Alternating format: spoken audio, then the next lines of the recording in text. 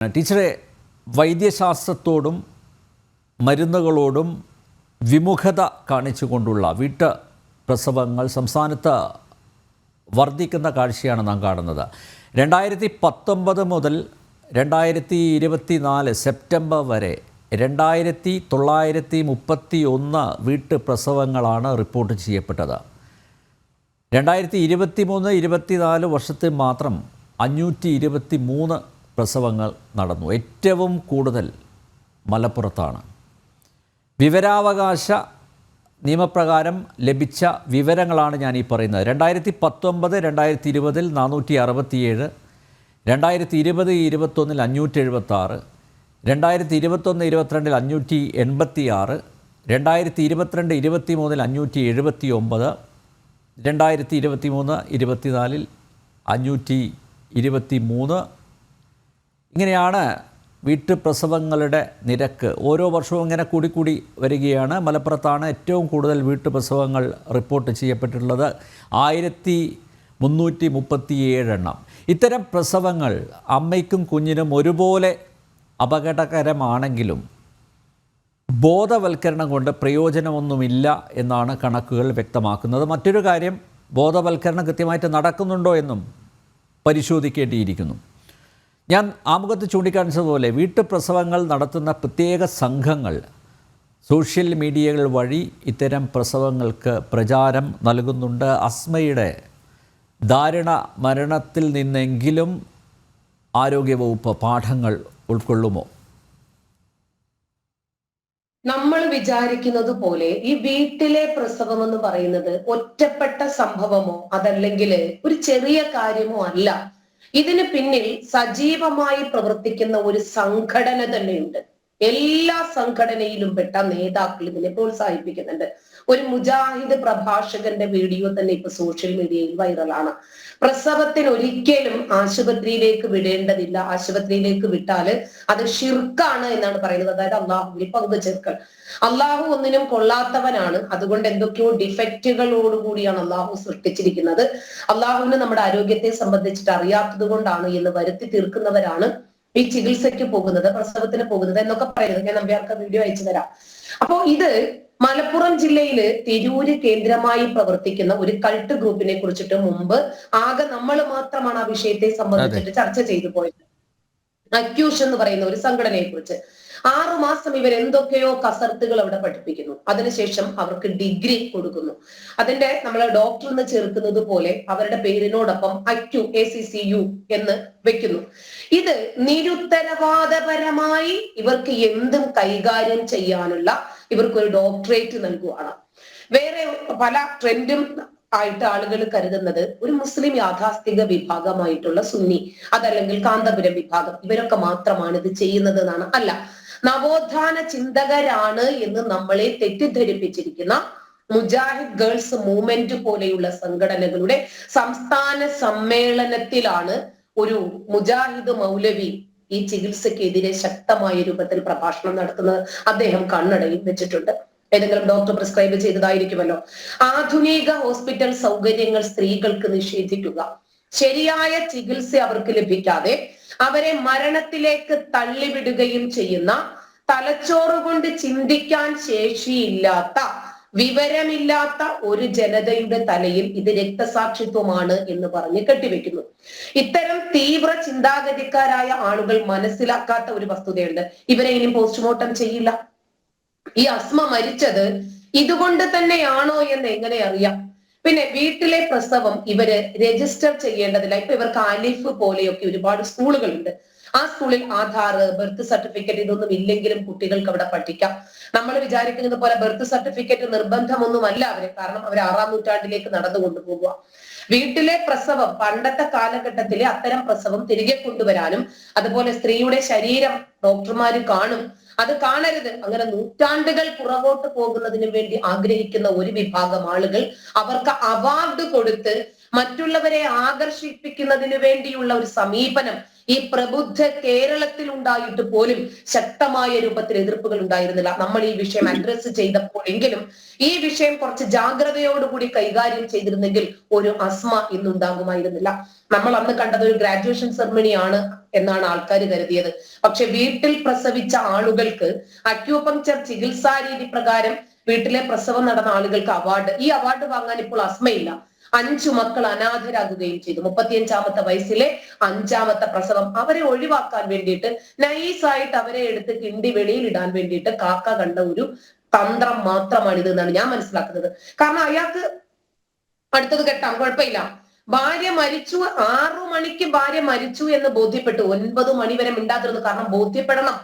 അപ്പോഴാണ് അയാൾക്ക് പണി പാളി എന്ന് മനസ്സിലായത്. ഉടനെ തന്നെ മൃതദേഹം മാറ്റാനുള്ള ശ്രമമാണ് നടത്തുന്നത്. ആശുപത്രിക്കാരെ അറിയിക്കാനോ അതല്ലെങ്കിൽ പോലീസുകാരെ അറിയിക്കാനോ ഒന്നുമല്ല. ഉടനെ തന്നെ പായയിൽ പൊതിയാൻ. ഇയാൾ അവിടെ തന്നെ 6 മണ്ണിനകത്ത് കബറടക്കാത്തത് ഭാഗ്യം, വാടക വീടായതുകൊണ്ടായിരിക്കും. 2 ആഴ്ച മുമ്പ് മാനസിക രോഗികളായിട്ടുള്ള കുറെ എണ്ണമാണ് സ്റ്റേജിൽ കയറി ആദരിക്കപ്പെട്ടത്. അതായത് ഒരാളെ കൊന്നിട്ടാണെങ്കിലും സാരമില്ല, അവർക്ക് അവാർഡുകൾ വേണം. അവർക്ക് ശരീരത്ത് നിയമം 6ാം നൂറ്റാണ്ടിന്റെ ഗോത്രീയതയിലേക്ക് തിരിച്ചു കൊണ്ടുപോകണം. ഇതിന് സർക്കാരോ കോടതിയോ ഒന്നും ഇടപെടണ്ട. ഒരു സോഷ്യൽ ഇഷ്യൂ ആണ് എന്ന് നമുക്കറിയാം. ഒരു യുവതിയെ കൊലയ്ക്ക് കൊടുത്തിട്ട് 5 കുഞ്ഞുങ്ങളെ അനാഥരാക്കിയിട്ട് ഇവർ രക്തസാക്ഷിയായത്രേ. അസ്മയ്ക്ക് രക്തസാക്ഷിയായി എന്ന് പറഞ്ഞിട്ട് അനുശോചനം രേഖപ്പെടുത്തിക്കൊണ്ടിരിക്കുക സോഷ്യൽ മീഡിയയില്. വീട്ടിലെ പ്രസവം പ്രചാരകരുടെ ചതിയിൽ വീഴുന്നതിൽ അധികവും സ്ത്രീകളാണ്. ഈ സ്ത്രീകളൊന്ന് നിർബന്ധം പിടിക്കേണ്ട കാര്യമേ ഉള്ളൂ, എനിക്ക് ആശുപത്രിയിൽ പോകണം. പക്ഷെ അതിനും അവരുടെ ഗട്സ് പണയം വയ്ക്കപ്പെട്ടിരിക്കുവാണ്. കല്യാണത്തിന് പോകണമെന്നല്ലല്ലോ, ഗാനമേളയ്ക്ക് പോകണമെന്നല്ലല്ലോ അവര് പറയുന്നത്. അവർക്ക് മനുഷ്യാവകാശപരമായി നിഷേധിക്കപ്പെടാത്ത, അവർക്ക് ഈ രാജ്യത്ത് ആശാപ്രവർത്തകർ സമീപിച്ചപ്പോഴും അവരോട് ഗർഭിണിയല്ല എന്നല്ലേ പറഞ്ഞിരുന്നത്? അതെ, കാരണം അവരുടെ ബുദ്ധി ഇയാള് തീരുമാനിക്കും അവരാർക്ക് വോട്ടിടണം, അവരേത് വസ്ത്രം ധരിക്കണം, അവരെന്ത് ഭക്ഷണം കഴിക്കണം. ഇതൊക്കെ തീരുമാനിക്കുന്നത് പുരുഷനാണ്. കാരണം പുരുഷന്റെ കാൽപാദത്തിനടിയിലാണ് സ്ത്രീയുടെ സ്വർഗം എന്ന് മുസ്ലിം സമൂഹം പഠിപ്പിക്കപ്പെട്ടിട്ടുണ്ട്. ആ രൂപത്തില് അവർക്ക് അങ്ങനെ ചിന്തിക്കാൻ മാത്രമേ പറ്റൂ. ഇപ്പൊ ഇയാൾക്ക് എന്ത് കിട്ടി? ഇയാൾക്ക് സുഖമായിട്ട് ഇപ്പൊ 2-3 ദിവസം മാത്രം ഇയാളുടെ വാർത്ത കാണും. അത് കഴിഞ്ഞാല് നമ്മുടെ സമുദായമാണ്, ഇന്നമൽ മുഅ്മിനൂന ഇഖ്വ, നമ്മുടെ വിശ്വാസികൾ പരസ്പരം സഹോദരങ്ങളാണ്, ഒരാളുടെ ന്യൂനത അടുത്ത ആള് പറയരുത്. എന്തായാലും അസ്മയ്ക്ക് അത്രമാത്രമേ ജീവനുള്ളൂ. പടച്ചവന്റെ കല എത്തി, ടീച്ചറെ, ഇയാൾ അറിയപ്പെടുന്ന മതപ്രഭാഷകനും ആത്മീയ ചികിത്സകനൊക്കെയാണോ? അങ്ങനെയാണെങ്കിൽ ഇദ്ദേഹത്തിന്റെ ചികിത്സയ്ക്ക് വിധേയരായിട്ടുള്ളവരുടെ അവസ്ഥയൊന്ന് പരിശോധിക്കണം കേട്ടോ. അതെ, ഇയാള് അന്ധവിശ്വാസിയാണ്. CM മടവൂർ ഔലിയ എന്ന് പറഞ്ഞാൽ മരിച്ച ആളുകളെ ജീവിപ്പിക്കാൻ കഴിവുണ്ട് എന്ന് പറഞ്ഞ് അത് പ്രചരിപ്പിക്കുന്നതിന് വേണ്ടി മാത്രമാണ് ഇയാളുടെ മലബാർ കാഫിലെ ഉള്ളത്. മടവൂർ കാഫിലെ ആണെങ്കിലും മലബാർ കാഫിലെ ആണെങ്കിലും നമുക്കൊന്നുപോലെ തന്നെയാണ്. അപ്പൊ ഇയാള് ഇവരെ നൈസായിട്ട് കൊല്ലുന്നതിന് വേണ്ടിയാണ് ശ്രമിച്ചത്. ഈ ബോഡി പോസ്റ്റ്മോർട്ടം ചെയ്യണമെന്ന് ആരവകാശപ്പെടും? ആരാവശ്യപ്പെടും? ഏത് കാരണത്താലാണ് ഇവർ മരിച്ചത് എന്ന് എങ്ങനെ അറിയാം? മരണം സംഭവിച്ച കാര്യം പോലീസിനെ അറിയിച്ചിട്ടില്ല. പെട്ടെന്ന് തന്നെ സംസ്കരിക്കുന്നതിന് വേണ്ടി പായയിൽ പൊതിയുക, പെരുമ്പാവൂരിലേക്ക് മൃതദേഹം കൊണ്ടുപോകുക. കാരണം അയാൾക്ക് യാതൊരു ചലനവുമില്ല. അയാൾക്കറിയാം ഇത് ഇത്രയൊക്കെ തന്നെ ഉണ്ടാകാൻ പോകുന്നുള്ളൂ എന്ന്. അയാളുടെ സ്വന്തം വീടാണെങ്കിൽ 6 അടി മണ്ണില് അയാൾ അവിടെ തന്നെ കബറടക്കുകയും ചെയ്യും, ഒരു സംശയവുമില്ല. അങ്ങനെ ബന്ധുക്കൾക്കാണ് ഈ മരണത്തിൽ സംശയം തോന്നിയതും ഇത് വാർത്തയായതും. എത്രയോ കുട്ടികൾ വീട്ടില് സുന്നത്ത് കർമ്മം ചെയ്തിട്ട് അമിത രക്തസ്രാവം വന്ന് മരിക്കുന്നില്ല. എത്ര എണ്ണമാണ് റിപ്പോർട്ട് ചെയ്യപ്പെടുന്നത്? ഇനി ഈ പരാതി ഈ വീട്ടുകാരെ സ്വാധീനിക്കുന്നത് പള്ളി കമ്മിറ്റിക്കാർ തന്നെ ആയിരിക്കും. അത് കഴിഞ്ഞു പോയി പോട്ടെ. നമുക്ക് ഇതുപോലത്തെ ഒരുപാട് അനുഭവങ്ങൾ ഉള്ളത് കൊണ്ടാണ് പറയുന്നത്. ഇന്നോവ കുളിക്ക് ഒരു ഷെഫീഖ് ഖാസിമി ഉണ്ടായിരുന്നു പത്തനാപുരത്ത്. അയാൾ ഒരു പോപ്പുലർ ഫ്രണ്ടുകാരന്റെ 9ാം ക്ലാസ്സിൽ പഠിക്കുന്ന മോളെയാണ് പീഡിപ്പിക്കാൻ വേണ്ടിയിട്ട് തോട്ടത്തിൽ കൊണ്ടുപോയത്. ആ സമയത്ത് തൊഴിലുറപ്പുകാർ കണ്ടു, അതുകൊണ്ട് മാത്രം ആ കുട്ടി രക്ഷപ്പെട്ടു. അങ്ങനെ തിരിച്ചു വന്നപ്പോൾ പിന്നീട് ഇയാൾക്ക് അനുകൂലമായിട്ട് മൊഴി പറയാനും ഇയാളെ ജാമ്യത്തിൽ എടുക്കാനും പോയത് ഈ 9ാം ക്ലാസ്സിൽ പഠിക്കുന്ന കുട്ടിയുടെ അമ്മ പോപ്പുലർ ഫ്രണ്ടുകാരന്റെ ഭാര്യയായിരുന്നു. അതാ ഞാൻ പറഞ്ഞത്. ഇനി അസ്മയുടെ ബന്ധുക്കൾ തന്നെ ഇയാൾക്ക് അനുകൂലമായിട്ട് സംസാരിക്കുന്നത് നമുക്ക് കാണാം. കാരണം അവർ കൺവിൻസ്ഡ് ആവും. ഇപ്പോ 1.5 വർഷമായിട്ടേ ഉള്ളൂ ഇവര് വാടകയ്ക്ക് താമസിക്കുന്നത്. തൊട്ടടുത്ത വീട്ടുകാരുമായിട്ട് പോലും യാതൊരു ബന്ധവുമില്ല.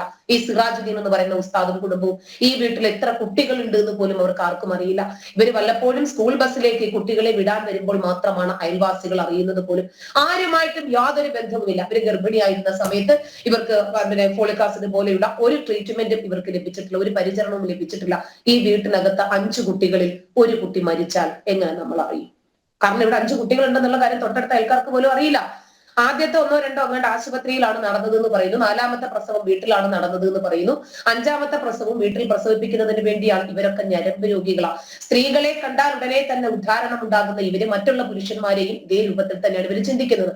ശരിക്കും പറഞ്ഞാൽ മുസ്ലിം സ്ത്രീകൾക്ക് സംരക്ഷണം വേണ്ടത് ഈ മുസ്ലിം പുരുഷന്മാരിൽ നിന്ന് തന്നെയാണ്. ഈ മുസ്ലിം സമുദായത്തിനിടയിൽ വീട്ടിലെ പ്രസവത്തില് ശക്തമായ രൂപത്തിൽ കൺവിൻസിങ്ങും അതുപോലെ കൗൺസിലിംഗും നടക്കുന്നുണ്ട്. നമുക്ക് ആശുപത്രികൾ വേണ്ട, അലോപ്പതി ചികിത്സാ സമ്പ്രദായങ്ങൾ നമുക്ക് വേണ്ട, നമുക്ക് പ്രവാചകന്റെ കാലഘട്ടത്തിൽ അതിലേക്ക് തിരിച്ചു പോകണമെന്ന് പറഞ്ഞ ആ കോണകത്തിലേക്ക് ഒരു തിരിച്ചു പോയിക്കൊണ്ടിരിക്കുക. നിഗൂഢത നിറഞ്ഞ സിറാജുദ്ദീന്റെ ജീവിതം നമ്മൾ അസ്മയിലൂടെയല്ലേ ഇപ്പൊ തിരിച്ചറിയുന്നത്? അതല്ലെങ്കിൽ ആരറിയും? ഇതുപോലെ എത്ര അസ്മമാർ ഇനിയും ഉണ്ടാകും, എത്ര സിറാജുദ്ദീൻ ഉസ്താദുമാർ ഇനിയും ഉണ്ടാകും. അയൽക്കാര് പോലും പറയുന്നു ഇവരെ ഞങ്ങൾ കാണാറേ ഇല്ല, ഇവരുമായിട്ട് യാതൊരു ബന്ധവുമില്ല, അടുത്ത് താമസിക്കുന്ന ആളുകൾക്ക് പോലും. ഇനിയിപ്പോ ഈ സ്ത്രീയുടെ പ്രസവമായി വീട്ടുകാരെ പോലും അറിയിക്കുന്നില്ല എന്നതാണ് ശരി.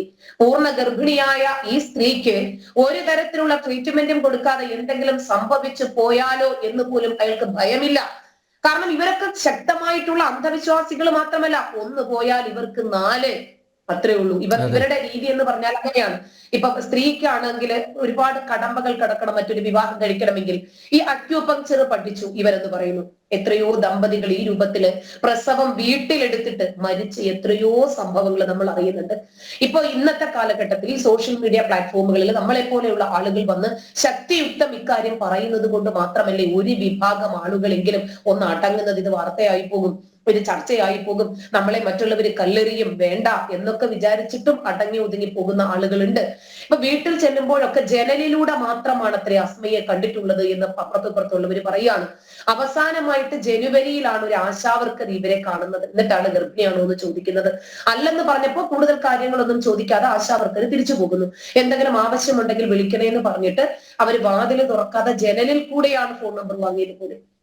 ഒരാവശ്യത്തിനും വിളിച്ചിട്ട് കിട്ടുന്നില്ല എന്ന് തൊട്ടടുത്ത് താമസിക്കുന്ന റെയ്ഹാനത്ത് എന്ന് പറയുന്ന സ്ത്രീയാണ് മാധ്യമങ്ങളിലൂടെ വെളിപ്പെടുത്തിക്കൊണ്ടിരിക്കുന്നത്. ഫോണിലൂടെ ബന്ധപ്പെടാറുണ്ടെങ്കിൽ പോലും പലപ്പോഴും അസ്മയ്ക്ക് തിരിച്ച് സംസാരിക്കാൻ ഒന്നും ഉണ്ടാകാറില്ല, പ്രതികരിക്കാറില്ല എന്ന് അംഗൻവാടി അധ്യാപികയായ KK വല്ലി അവരാണ് ഇതൊക്കെ വെളിപ്പെടുത്തുന്നത്. മതപരമായ വിശ്വാസങ്ങൾ കാണിച്ചാണ് ഇവർ ആരോഗ്യ കേരളത്തിനെതിരെ പ്രവർത്തിച്ചുകൊണ്ടിരിക്കുന്നത്. ആശുപത്രിയിൽ പോയാൽ രാസലഹരി കൊടുത്ത് കൊല്ലുമത്രേ. ഗർഭിണികളെ മരുന്ന് നൽകി അവര് രോഗികളാക്കി മാറ്റുമത്രേ. എക്സ്റേയും സ്കാനിങ്ങും പോലെയുള്ള സംഭവങ്ങൾ കുട്ടികളുടെ തലച്ചോറിനെ ബാധിക്കുമത്രേ. അതുകൊണ്ട് ആശുപത്രിയിലെ ചികിത്സ പാടില്ലത്രേ. പുരുഷന്മാര് സ്ത്രീകളുടെ ഔറത്ത് കാണും, അതുവഴി നമ്മൾ ഔറത്ത് എന്ന് പറഞ്ഞാൽ നഗ്നത, ശരീരം കാണും, അതുവഴി നമ്മൾ നരകത്തിലേക്ക് പ്രവേശിപ്പിക്കും. ഇതൊക്കെ പറഞ്ഞ് ഇവരെ കൺവിൻസ് ചെയ്യുമ്പോൾ, ഞാനും ഈ മതത്തിനകത്ത് നിന്ന ആളാണ്, ഇതിനകത്ത് നിൽക്കുമ്പോൾ ഇതിനകത്തെ നാറ്റം എന്താണെന്ന് നമുക്ക് മനസ്സിലാകത്തില്ല. പൊട്ടക്കിടറ്റിനകത്ത് നിന്ന് പുറത്തേക്ക് വരുമ്പോഴാണ് പുറത്തുള്ള ലോകം എത്ര വിശാലമാണ് എന്ന് നമുക്ക് മനസ്സിലാകുന്നത്. ഡോക്ടർമാരായിട്ടുള്ള അന്യപുരുഷന്മാര് പ്രസവം എടുക്കുന്ന സമയത്ത് സ്ത്രീകളെ തൊടും. 2-ലധികം കുട്ടികൾ ഉണ്ടായോ അവര് ഗർഭധാരണം നിർത്താൻ വേണ്ടിയിട്ട് നിർബന്ധിക്കും. ഇതൊക്കെയാണ് ഇയാളുടെ വാട്സാപ്പ്, ഫേസ്ബുക്ക്, യൂട്യൂബ് ചാനലുകളിലൂടെയൊക്കെ പ്രചരിപ്പിക്കുന്ന സന്ദേശങ്ങൾ. ഇതാണ് ഇതിന് പരിഹാരമായിട്ട് ഇവർ നിർദ്ദേശിക്കുന്നത്. എന്താ? വീട്ടിൽ പ്രസവം മതി, ആരോഗ്യ പ്രവർത്തകരോട് സഹകരിക്കേണ്ടതില്ല. ഒന്നാമത്തെ കാര്യം ഇവർ കാഫിറായിട്ടുള്ള പെണ്ണുങ്ങളാണ്, അന്യപുരുഷന്മാരാണ്. അപ്പോ ശിശു മാതൃ മരണ നിരക്ക് ഏറ്റവും കുറഞ്ഞ സംസ്ഥാനങ്ങളിൽ ഒന്നാണ് കേരളം എന്നതുകൊണ്ട് ഇവർ മനസ്സിലാക്കുന്നത് ഓരോ 1000 ജനതയിലും 5 മരണമാണ് സംഭവിക്കുന്നതെന്നാണ് കേരളത്തിലെ കണക്ക്. അപ്പൊ ഇവര് വിചാരിച്ചു ഇത്രയധികം ലളിതമാണ് ഇതൊക്കെ എന്നാണ് ഇവർ വിചാരിച്ചിരിക്കുന്നത്. ഇതൊക്കെ മെച്ചപ്പെടുത്താനുള്ള പ്രവർത്തനങ്ങൾ സംസ്ഥാന ആരോഗ്യ മേഖലയാണ് മുന്നോട്ട് വെക്കേണ്ടത്. വീട്ടിലെ പ്രസവം കാരണം മരണപ്പെടുന്ന ആളുകളുടെ പോസ്റ്റർ അടിച്ച് ഈ മുസ്ലിം വീടുകളിൽ തന്നെ ശക്തമായ രൂപത്തിൽ ഒരു കൗൺസിലിങ്ങുകൾ, കൺവിൻസിങ്ങുകൾ നടത്തേണ്ടത് തദ്ദേശ സ്വയംഭരണ സ്ഥാപനങ്ങളിലൂടെ സർക്കാരിന്റെ ഉത്തരവാദിത്വമാണ്. മരുന്ന് വെക്കാൻ മാത്രമല്ല, അങ്ങനെയൊക്കെയുള്ള ന്യായവാദങ്ങൾ ഇവര് ചോദിക്കുന്നു. ആശുപത്രിയിൽ പോയാൽ മരിക്കുന്നില്ലേ? ഹെൽമെറ്റ് ഇട്ടിട്ട് ആക്സിഡന്റ് ഉണ്ടായി മരിക്കുന്ന എത്രയോ ആളുകളുണ്ട്, സീറ്റ് ബെൽറ്റ് ഇട്ടിട്ട് മരിക്കുന്ന എത്രയോ ആളുകളുണ്ട്. ഇതൊക്കെ ഒരു ന്യായമാണോ? കേരളത്തിലെ ആരോഗ്യ പ്രവർത്തകരുടെ കൂട്ടായ പരിശ്രമത്തിലൂടെ മാത്രമേ ഇതൊക്കെ പരിഹരിക്കാൻ സാധിക്കൂ. സർക്കാർ ക്രിയാത്മകമായി പ്രവർത്തിക്കേണ്ടിയിരിക്കുന്നു. ഇത്തരത്തിലൊക്കെ ആരോഗ്യ പ്രവർത്തകരുടെയും സർക്കാരിന്റെയും ഒക്കെ ഭാഗത്ത് നിന്ന് മികച്ച രീതിയിലുള്ള പ്രവർത്തനം നടന്നാൽ മാത്രമേ നമ്മൾ ഈ സംസാരിക്കുന്നത് കൊണ്ട് അർത്ഥമുണ്ടാകുമെന്നാണ് ഞാൻ മനസ്സിലാക്കുന്നത്. എന്തായാലും വൈകിയാണെങ്കിലും ആരോഗ്യമന്ത്രി വീണ ജോർജ് പ്രതികരിച്ചിട്ടുണ്ട്. ഇതൊക്കെ അവസാനിപ്പിക്കുമെന്ന ഒരു ഉറപ്പ് നൽകിയിട്ടുണ്ട്.